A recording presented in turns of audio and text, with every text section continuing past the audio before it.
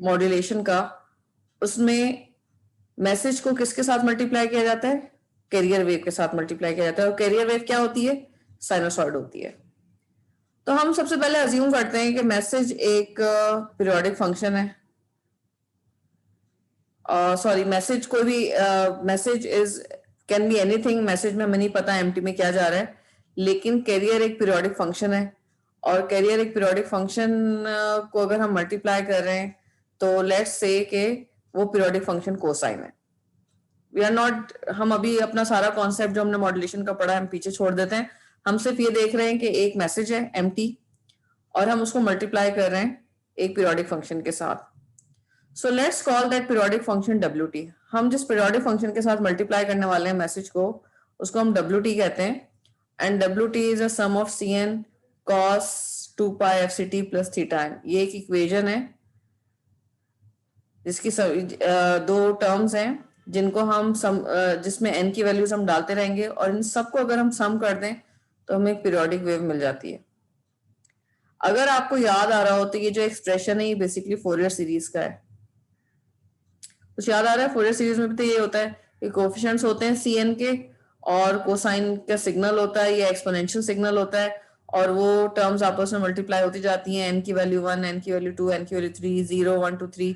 और जब हम सबको सम करते हैं बेसिकली तो ये फोरियर सीरीज मिल जाती है हमें।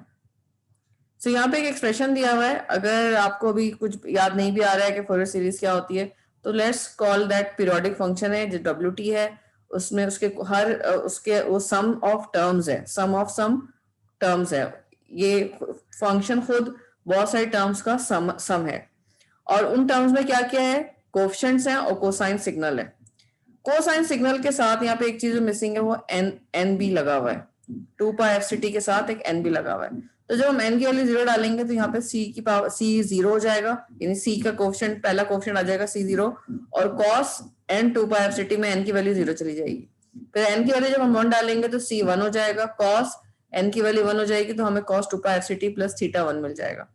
फिर n की वैल्यू 2 डालेंगे तो c 2 हो जाएगा, cos 2 n की वैल्यू 2 गई, यहाँ पे 2 into 2 4 पाई FCT प्लस थीटा 2 हो जाएगा। तो ये सारी टर्म्स सम होती जाएंगी and this sum will give us WT। और WT हमें क्या, WT खुद क्या है? एक पीरियोडिक फंक्शन है। किससे मिलके बना है? बहुत सारी टर्म्स, कोसाइन टर्म्स से मिलके बना है और हर कोसाइन टर्म का एक एंगल भी है और एक उसका कोएफिशिएंट भी है और कोएफिशिएंट्स चेंज हो रहे हैं। n की हर वैल्यू के साथ कोएफिशिएंट भी डिफरेंट है और थीटा भी डिफरेंट है और इसकी फ्रीक्वेंसी भी डिफरेंट हो रही है। सो ये एक पीरियोडिक फंक्शन, हम सबसे पहले हमने काम किया एक पीरियोडिक फंक्शन डिफाइन कर लिया है। इसमें आपको बेसिकली इसमें कोई ऐसी चीज नहीं है जिसका आपसे सवाल किया जाए कि भाई ये क्या है। ये मॉड्यूलेटर डिजाइन करने की टेक्निक है जो हम स्टडी कर रहे हैं। इसमें कोई ऐसा कोई वो नहीं है कि इसके कोई बहुत सारे तरीके हो सकते हैं। इसको हमें सिर्फ एक पीरियोडिक फंक्शन चाहिए था, उस पीरियोडिक फंक्शन को हमने इस इक्वेशन से हमने डिफाइन करवा लिया है और ये इक्वेशन हमने खुद समझ ली है कि इसमें क्या है। ये ये पीरियोडिक फंक्शन खुद बहुत सारी पीरियोडिक टर्म से मिलकर बना हुआ है और अगर आप इसको थोड़ा सा समझें तो बेसिकली ये फोरियर सीरीज है, क्योंकि पीरियोडिक फंक्शंस के लिए फोरियर सीरीज ही यूज की जाती है। फोरियर सीरीज से हम उसको डिकम्पोज कर सकते हैं हर पीरियोडिक फंक्शन को।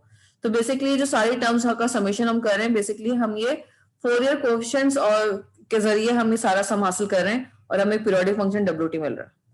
सही है।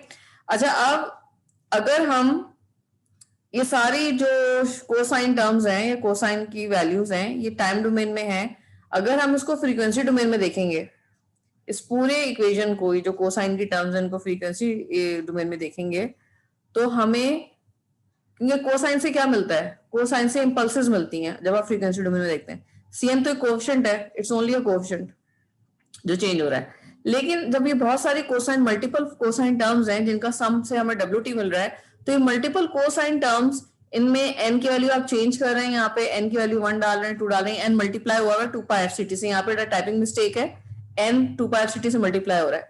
तो आपको बहुत सारी मल्टीपल कोसाइन टर्म्स मिल रही हैं और उनमें फ्रीक्वेंसी क्या हो रही है? चेंज हो रही है। जब n की वैल्यू 1 होगी तो फ्रीक्वेंसी सिर्फ FC होगी, जब n की वैल्यू यहाँ पे 2 होगी तो फ्रीक्वेंसी 2FC हो जाएगी, जब n की वैल्यू 3 है तो फ्रीक्वेंसी 3FC हो जाएगी। तो अगर हम फ्रीक्वेंसी डोमेन में इस WT को चेक करेंगे तो हमें क्या मिल रही होंगी? इंपल्सेस मिल रही होंगी और वो इंपल्सेस कहाँ कहाँ पे होंगी? मल्टीपल्स ऑफ एफ सी पर होंगी, यानी उस इम्पल्सिस को जब हम प्लॉट करेंगे तो हमें एफ सी पे भी एक इम्पल्स मिलेगी, हमें 2fc पे भी इम्पल्स मिलेगी, हमें 3fc पे भी, जहां जहां एन चेंज होता जाएगा उसी तरह इम्पल्सिस भी शिफ्ट होती जाएंगी। सो अगर हम इस ये जो पीरियोडिक फंक्शन है इसको अगर हम प्लॉट करेंगे तो वी विल गेट इम्पल्सिस। ये जो वेटेड सम है इसको हम वेटेड सम कह रहे हैं फेज शिफ्टेड कोसाइंस का, इसके फेजेस भी हैं, ये कोसाइन टर्म्स है, और ये वेटेड सम हम इसको क्यों कह रहे हैं, क्योंकि हर कोसाइन के आगे एक वेट लगा हुआ है, एक कोएफिशिएंट लगा हुआ है। और फ्रीक्वेंसी डोमेन में इंपल्सेस मिलेंगी, कहां मिलेंगी, मल्टीपल्स ऑफ एफसी पे मिलेंगी। ये बात क्लियर हो गई, ये बात, ये पीरियोडिक फंक्शन कैसे बनाया है, इज इट क्लियर?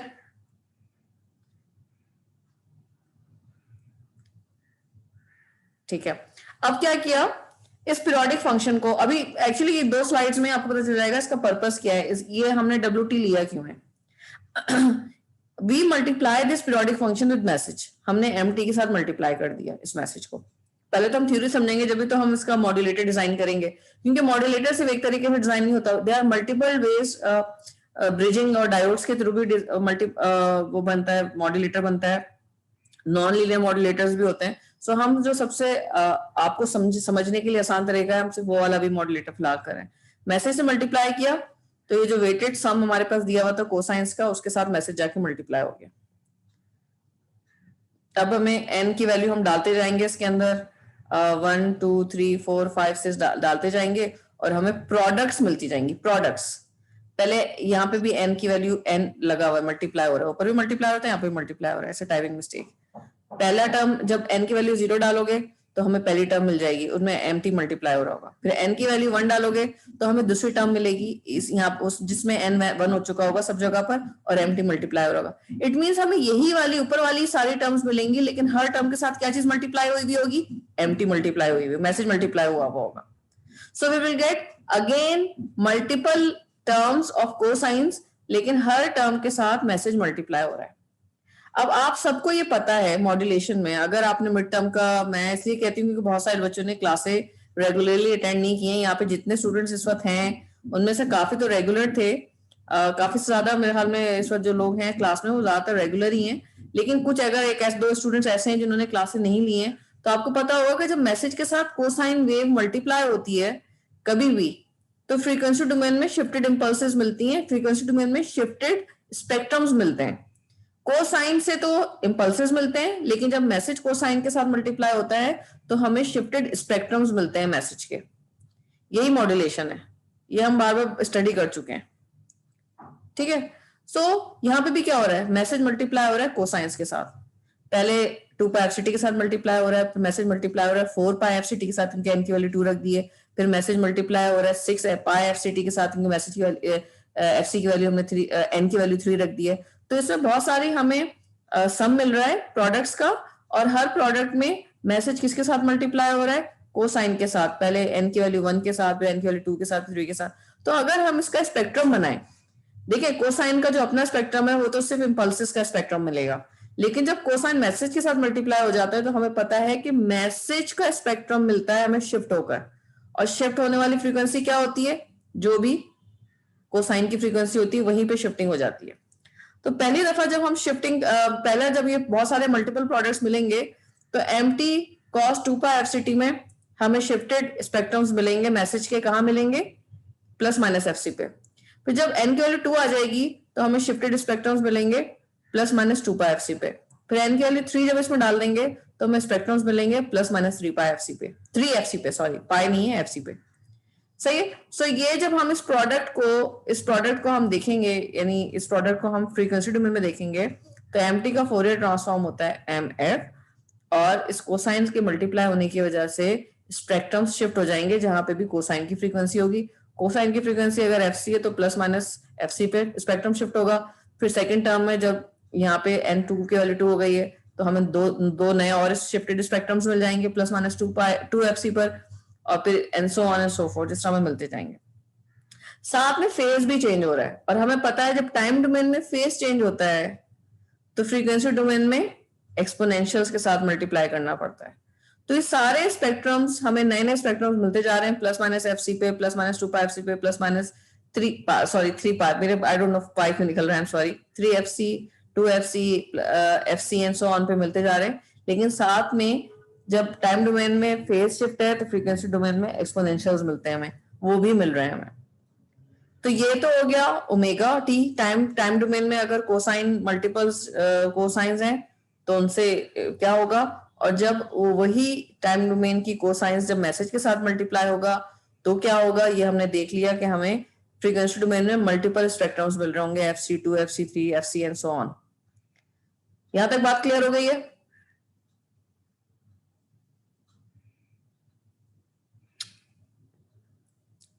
ठीक है, अब देखें अब क्या किया। अब आप ये तो हो गया, ये तो हमने कॉन्सेप्ट अपना डेवलप कर लिया कि जब भी हम मल्टीप्लाई करते हैं मैसेज के साथ और मैसेज के साथ ओमेगा टी को, और अगर कोसाइन बहुत सारे मल्टीपल कोसाइंस की फ्रीक्वेंसी से मल्टीप्लाई करें तो मल्टीपल स्पेक्ट्रम्स मिलेंगे, ये तो हमें समझ में आ गया। अब अगर हम अपनी आसानी के लिए हम ये जो हमने WT की इक्वेशन लिखी थी, हम इसको थोड़ा सा सिंप्लीफाई करते हैं। ये तो पहले हमने जनरल समझ लिया, जनरली होता क्या है, ये हमें समझ में आ गया कि स्पेक्ट्रम कैसे बनते हैं। हम अपनी आसानी के लिए ओमेगा टी में कोफिशिएंट्स कुछ इस तरह के वैल्यूज पुट करते हैं हम अपनी आसानी के लिए, और कि हमें ओमेगा टी से सिंप्लीफाई होके हमें ये टर्म्स मिल जाती हैं।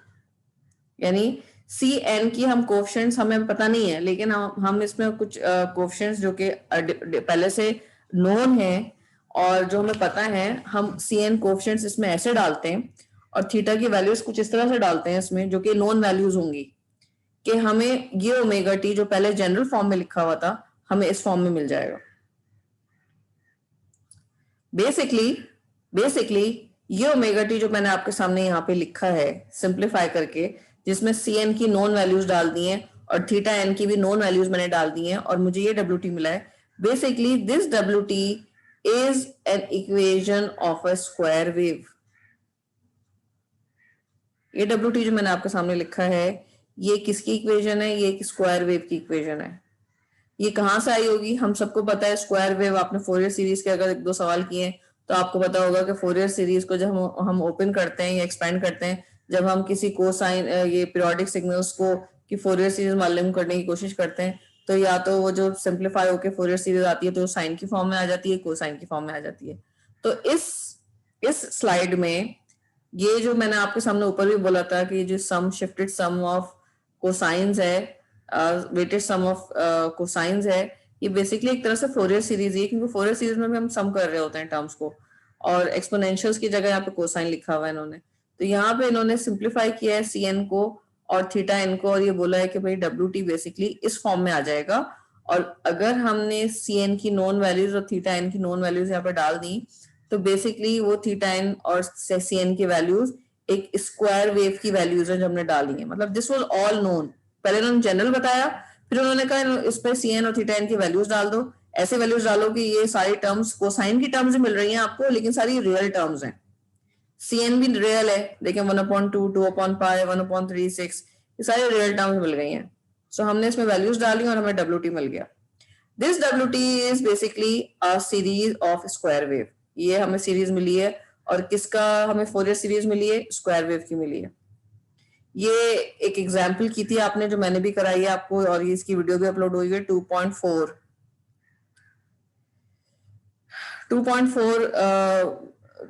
से ही ये फोरियर सीरीज बनाई गई है स्क्वायर वेव की। ठीक है, सो ये डब्ल्यू टी हमने स्क्वायर वेव बना ली। अब we know what is W T. W T is a square wave. W T को हमने यहां से सिंप्लीफाई कर लिया है, मैसेज डब्ल्यू टी से मल्टीप्लाई हो रहा है। हमें सारी चीजें हमें नोन हो गई हैं, we know all this. Now let's see what happens frequency domain में या टाइम डोमेन में हो क्या रहा होगा। This is very important. अगर डब्ल्यू टी ये सिंप्लीफाई होके ऊपर वाला डब्ल्यू टी इक्वेशन नंबर 1 जो थी, अगर सिंप्लीफाई होके ये हो गई है, उसमें हमने सी एन की वैल्यूज और थीटा एन की वैल्यूज डाल दी हैं और सिंप्लीफाई होकर हमें ये मिल गई है, तब इमेजिन करें कि जब आप एम टी और डब्ल्यू टी को आपस में मल्टीप्लाई करेंगे मॉड्यूलेशन के लिए, तो क्या होगा, डब्ल्यू टी की जगह ये पूरा का पूरा एक्सप्रेशन यहाँ पे डाल दो, तो क्या होगा, पहली टर्म मिल जाएगी मल्टीप्लाई होने के बाद आपको हाफ एम टी, क्योंकि डब्ल्यू टी के साथ एम टी मल्टीप्लाई हो रहा है,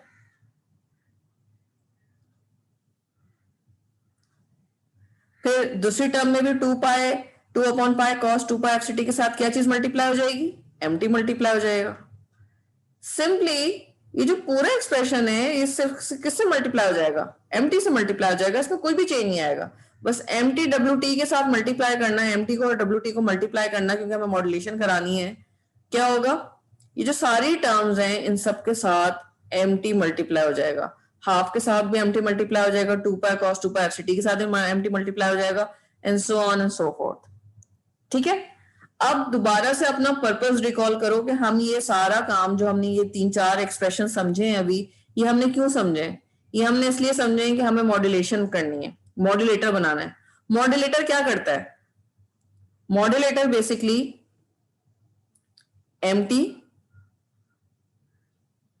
को किसके साथ मल्टीप्लाई करता है, कॉस ओमेगा सी के साथ मल्टीप्लाई करता है।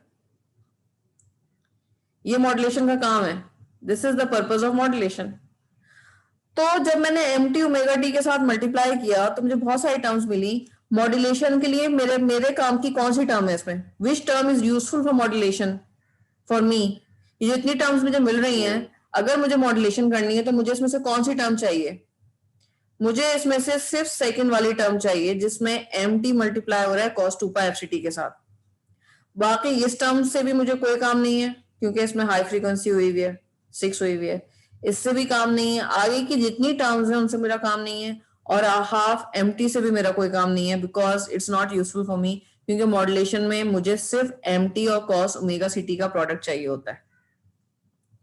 सो मेरे for me what is important, for me the second term is important, जहां पे एमटी cos 2 पाई एफ के साथ मल्टीप्लाई हो रहा है, क्योंकि इससे मुझे मॉड्यूलेशन मिलेगी, बाकी मुझे कहीं से मॉड्यूलेशन नहीं मिलेगी।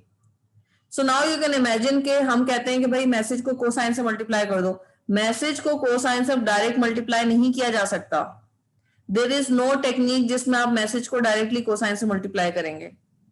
आपको एक सीरीज पूरी लेनी पड़ती है, उस सीरीज में से आपको वो एक कोसाइन की टर्म्स किसी तरह से अलग करनी पड़ती है। कोसाइन फंक्शन डायरेक्टली मैसेज से मल्टीप्लाई नहीं होता है। Are you getting this idea, जो हमने मॉड्यूलेशन में पढ़ा है ना, मैसेज को कोसाइन से मल्टीप्लाई कर दो, you will not get the product directly.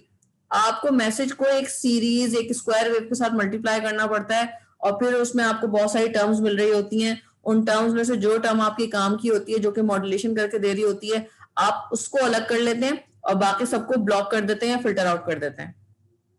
Is it clear, ये बात समझ में आ रही है कि मॉड्यूलेशन होती कैसे। मॉड्यूलेशन डायरेक्टली नहीं हो सकती, एमटी cos ओमेगा सी की टर्म डायरेक्टली कभी नहीं मिलती है।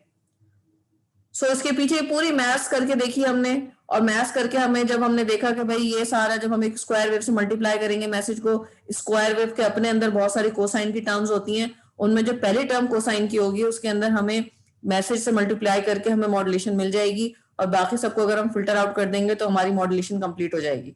तो ये इसका पूरा ऑब्जेक्टिव है जो हमने काम किया है।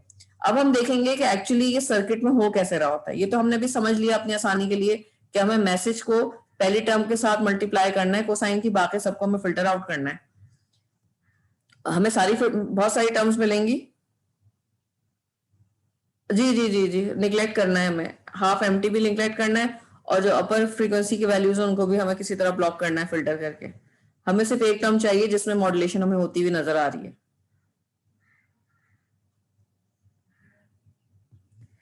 So let's start again. हमने जो अभी तक किया ना, अब उसको ग्राफिकली समझ लें आप, आपको फिर इक्वेशन भी समझ में आ जाएगी। अगर आपको अभी तक इक्वेशन समझ में नहीं आई है, you will understand the equation. देखें, एक तो मैसेज है, मैसेज कुछ भी हो सकता है, we do not know message. Message is analog and message is independent and message is random. Message में कोई भी वैल्यू आ रही है वो हमें मिल गई है, ठीक है। उसका फोरियर ट्रांसफॉर्म हमें पता है, मैसेज हमेशा बेस बैंड होता है, ये हमें पता है, लो फ्रीक्वेंसी होता है, सेंटर में होता है, उसका स्पेक्ट्रम हमेशा इस तरह से होता है, वी नो दिस। अब एक हमारे पास स्क्वायर वेव है डब्ल्यू। ये डब्ल्यू कौन सी वेव है, ये डब्ल्यू ये लास्ट वाली वेव है, this is the wave we are talking about. So हमने क्या किया, हमने इसको जो ये मैसेज है उसको हमने मल्टीप्लाई कर दिया एक स्क्वायर वेव से, जिसकी इक्वेशन ये दी हुई है, जिसकी इक्वेशन हमने फोरियर सीरीज से मालूम कर ली है। स्क्वायर वेव को हमने फोरियर सीरीज निकाली, एक स्क्वायर वेव ली हमने, उसकी फोरियर सीरीज निकाली, फोरियर सीरीज निकालने का आपको तरीका पता है, तो हमें ये सारी टर्म्स मिल गई। So this is the message, this is the square wave. इसकी फोरियर सीरीज हमें पता है, इसका मैथ्स हमें पता है, हमने मैथ्स पहले कैलकुलेट करके रखी हुई है अपने पास। होना क्या चाहिए कि जब भी आप एक उसके साथ मैसेज के साथ एक पल्स ट्रेन, इसको स्क्वायर वेव भी कह सकते हैं, इसको पल्स ट्रेन भी कह सकते हैं, जब आप मैसेज को WT के साथ मल्टीप्लाई करते हैं तो इस पल्स की ये पल्स है क्या, ऑन एंड ऑफ है, इट्स लाइक अ स्विच, इसीलिए हमने इसका नाम स्विचिंग मॉड्यूलेटर रखा है। और स्क्वायर वेव को अगर आप देखें या पल्स ट्रेन को आप देखें तो बेसिकली ये स्विच है, पहले 1 होती है, फिर 0, फिर 1, फिर 0, फिर 1, फिर 0। तो जब ये 1 होगी और ये एम्प्टी मैसेज के साथ मल्टीप्लाई होगी तो मैसेज जहां 1 होगा तो आपको मैसेज वाला पार्ट मिल जाएगा 1 होके। फिर जिस टाइम पे मैसेज 0 है, जिस टाइम पे मैसेज मौजूद है लेकिन पल्स 0 है, तो मल्टीप्लाई करके आपको आंसर क्या मिल जाएगा, 0। तो पॉइंट टू पॉइंट मल्टीप्लीकेशन होती जाएगी, जहां पे पल्स और मैसेज दोनों की वैल्यूज होंगी जिस टाइम पे, उस टाइम पे आपको आउटपुट पे आउटपुट पे रिजल्ट मिल रहा होगा, और जिस टाइम पे मैसेज तो मौजूद है लेकिन पल्स 0 हुई है, वहां पे आपको आंसर 0 मिल रहा होगा। तो अगर आप इसको देखेंगे तो एक्चुअली आपको जब आप मैसेज को इस स्क्वायर वेव के साथ मल्टीप्लाई कर रहे हैं तो बेसिकली आपको मैसेज ही वापस मिल रहा है, लेकिन क्लिप मतलब उसमें ऑन एंड ऑफ होके, स्विच होके मिल रहा है। कभी ऑन हुआ होता है मैसेज, फिर ऑफ, फिर ऑन, फिर ऑफ, फिर ऑन, फिर ऑफ, तो मैसेज स्विचिंग करके मिल रहा है हमें जब हमने एक पल्स ट्रेन से मैसेज को मल्टीप्लाई किया। यहां तक बात समझ में आई है? एम्प्टी WT, ये रिजल्ट समझ में आया है कैसे मिल रहा है हमें? All of you are understanding this? ठीक है, गुड। अच्छा अब देखो, हाँ वेरी गुड। चले अब वैसे अच्छा यहाँ तक बात समझ में आ गई है। अब देखो ये तुम्हें मिल रहा है टाइम डोमेन में सब कुछ, ये तुमने टाइम डोमेन में एनालिसिस कर लिया, तुम्हें दिख रहा है, ये तुम ऑस्किलोस्कोप पे देखोगे तो आपको नजर आएगा ये। इसकी इक्वेशन में क्या हो रहा है, इसकी इक्वेशन हमने पूरी स्टडी करके रखी हुई है, इक्वेशन हमने यहाँ पे स्टडी करके रखी हुई है। हमें पता है कि जब MT ओमेगा T के साथ मल्टीप्लाई हो रहा है तो दिखने में तो वो ऐसा लग रहा है, दिखने में तो MT इस तरह से विजुअली तो ऐसा लग रहा है, लेकिन साथ में हमने इक्वेशन भी कैलकुलेट करके रखी हुई है कि एक्चुअली जब MT WT के साथ मल्टीप्लाई हो रहा है तो हाफ MT 2 पाई MT cos 2 पाई FCT 2 पाई MT 1/3 cos 6 पाई FCT, ये सारी टर्म्स हमें मिल रही हैं, हमने इसकी मैथ्स कैलकुलेट करके रखी हुई है।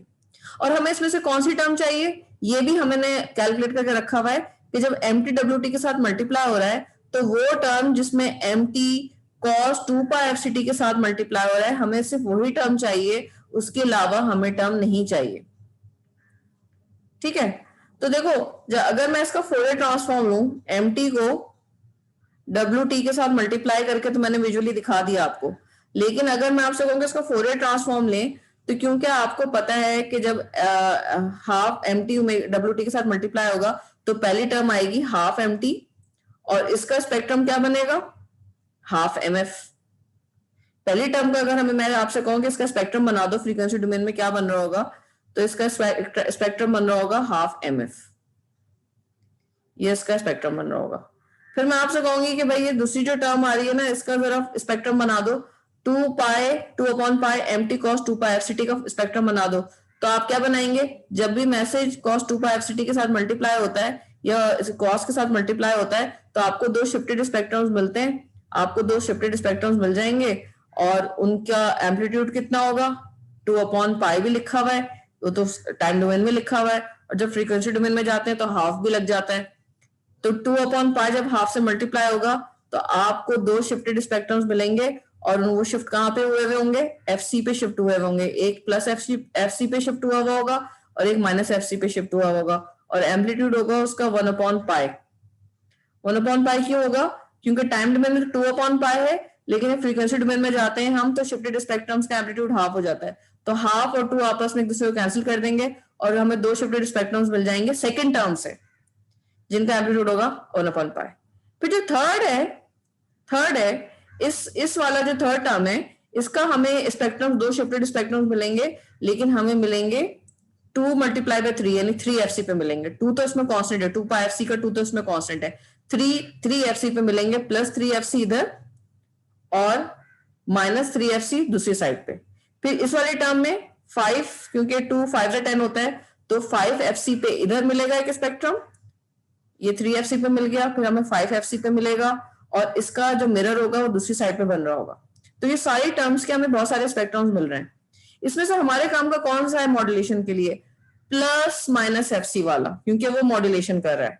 3fc 5fc 7fc जो इवन सॉरी ऑड फ्रीक्वेंसीज पे हमें मिल रहे हैं, वो हमारे किसी काम के नहीं, क्योंकि वो मॉड्यूलेशन में इस्तेमाल नहीं होते। तो हमें ये जो प्रोडक्ट मिली है एमटी ओमेगा डब्ल्यूटी की, इसमें जो जितनी टर्म्स हैं उनमें से हमें कोई टर्म नहीं चाहिए। हमें फ्रीक्वेंसी डोमेन में सिर्फ किसी तरह से +-fc जो दोनों साइड पे उनको रिटेन करना है, बाकी सबको ब्लॉक करना है। तो हमें कौन सा फिल्टर यूज करना चाहिए? Band pass. Band pass filter use करना चाहिए जिसकी फ्रीक्वेंसी fc पर हो। आप सबको पता है बैंड पास फिल्टर्स कैसे काम करते हैं। Band pass filters basically allow करते हैं सर्टेन बैंड्स और बाकी बैंड्स को ब्लॉक कर देते हैं। तो हम एक बैंड पास फिल्टर यूज करेंगे जिसका सेंटर होगा fc, जो कि fc फ्रीक्वेंसीज के आसपास का बैंड अलाउ करेगा। और ये बैंड पास फिल्टर क्या कौन सा स्पेक्ट्रम अलाउ कर देगा? ये वाला स्पेक्ट्रम अलाउ कर देगा, +fc और माइनस वाला। इस मैसेज के स्पेक्ट्रम को भी ब्लॉक कर देगा, और जो बाकी जो आगे के मल्टीपल फ्रीक्वेंसीज पे स्पेक्ट्रम्स मिल रहे हैं उनको भी ब्लॉक कर देगा। तो हमें क्या करना चाहिए? हमें जो MTWT की जो हमें टाइम डोमेन में जो हमने अभी इसकी वो देखी है, फिगर देखी है, हमने वो भी देख ली, हमने उसकी इक्वेशन को एनालाइज भी कर लिया। इक्वेशन एनालाइज करके हमने स्पेक्ट्रम बना लिया कि इसमें कौन कौन से फ्रीक्वेंसी कॉम्पोनेंट्स आ रहे हैं, और मॉड्यूलेटर बनाने के लिए हमें सिर्फ fc वाली टर्म चाहिए, बाकी सब हमें नहीं चाहिए। तो हम क्या करेंगे? हम सारी टर्म, इस पूरी जो हमें MTWT मिला है, हम इसको किससे पास कर देंगे? बैंड पास फिल्टर से पास कर देंगे। जब हम इसको बैंड पास फिल्टर से पास कर देंगे तो बेसिकली हमें सिर्फ कौन सी टर्म्स मिल जाएंगी? +-fc वाली टर्म मिल जाएगी। ये मैसेज भी हमें हमारा खत्म हो जाएगा, ब्लॉक हो जाएगा, और उसके अलावा 3fc 5fc वाली जो आगे की टर्म्स थी वो भी खत्म हो जाएंगी। और टाइम डोमेन में बैंड पास फिल्टर से फ्रीक्वेंसी डोमेन में तो 2 स्पेक्ट्रम्स मिल रहे होंगे +-fc पे। और टाइम डोमेन में क्या मिल रहा होगा? टाइम डोमेन में क्योंकि हमें ये सेकंड टर्म चाहिए थी जिसमें mt मल्टीप्लाई हो रहा है, तो 2/π mt cos 2πfct यानी सेकंड टर्म मिल जाएगी mt के साथ।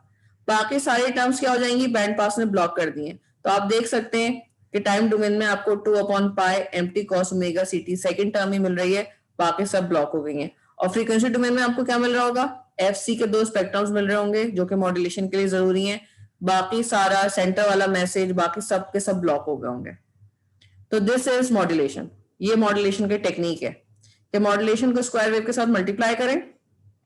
टाइम डोमेन में आपको ये दिख रहा होगा, और फ्रीक्वेंसी टाइम डोमेन में आपको इक्वेशन दिख रही होगी, ये सिग्नल दिख रहा होगा, साथ में आपको इसकी इक्वेशन भी पता होगी पहले से कि देखेंगे मल्टीप्लाई होने के बाद ये टर्म्स मिल रही हैं। आप इन टर्म्स को एनालाइज करके मालूम कर लेंगे कि आपको कौन सा स्पेक्ट्रम चाहिए, उसी लिहाज से फिर आप बैंड पास फिल्टर लगा लेंगे और आपको मॉड्यूलेशन मिल जाएगी। तो डायरेक्ट मॉड्यूलेशन नहीं होती है mt cos ओमेगा ct के। ये पीछे ये जो पूरा डब्बा बना हुआ है ना, ये सारा स्क्वायर वेव और बैंड पास फिल्टर, ये उस मॉड्यूलेटर के अंदर बिल्ट इन होता है। तो जब आप मल्टीप्लाई करते हैं मैसेज को, तो बेसिकली आप मैसेज को मल्टीप्लाई कर रहे होते हैं एक स्क्वायर वेव के साथ, और स्क्वायर वेव के आगे जब रिजल्ट आ रहा होता है तो उसको बैंड पास से पास किया जाता है। So finally you get the modulated signal. और वो भी अभी mt cos ओमेगा ct नहीं मिलता डायरेक्टली, उसके आगे कोई ना कोई एम्पलीट्यूड होता है, गेन एम्पलीफायर लगा के इसको 1 करना पड़ता है। यहां तक क्लियर हुआ है? Is it clear?